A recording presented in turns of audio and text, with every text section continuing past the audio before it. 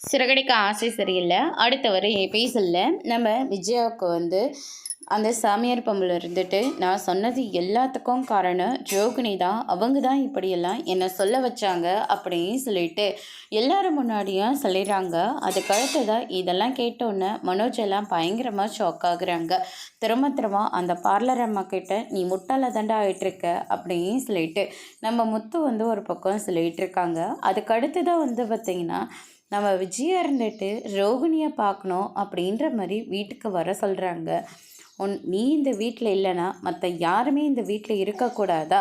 நான் முதல்லலாம் உன்னை தானே தலை மேலே தூக்கி வச்சு கொண்டாடிட்டு இருந்தேன். நீ பண்ண ஃப்ராடு வேலைக்கு தானே உன்னை நான் வீட்டை விட்டு வெளியே துரத்தினேன். அது மட்டும் இல்லை, மீனா எனக்கு சுத்தமாக பிடிக்காதவ தான். ஆனால் இருந்தாலையும் அவள் இந்த வீட்டில் இருக்கிற போது இவங்க எல்லாரும் சொன்ன மாதிரி வீட்டில் யாருக்கும் எந்த கஷ்டமும் வராத மாதிரி தான் பார்த்துக்கிட்டாங்க. ஆனால் அப்படிப்பட்ட ஒரு பொண்ணை வீட்டை விட்டு வெளியே துரத்துறதுக்காக என் புருஷன் மேலே பழிய போட்ட இல்லை, உன்னை நான் சும்மாவே விடமாட்டேன்டி அப்படின்னு சொல்லிட்டு பயங்கரமாக திட்டிகிட்ருக்காங்க. முத்து இருந்துட்டு நீயும் ஒரு பொண்ணு தானே, அடுத்த பொண்ணோட வாழ்க்கையை அழிக்கிறதுக்கு உனக்கெல்லாம் எப்படி தான் மனசு வருதோ தெரியல.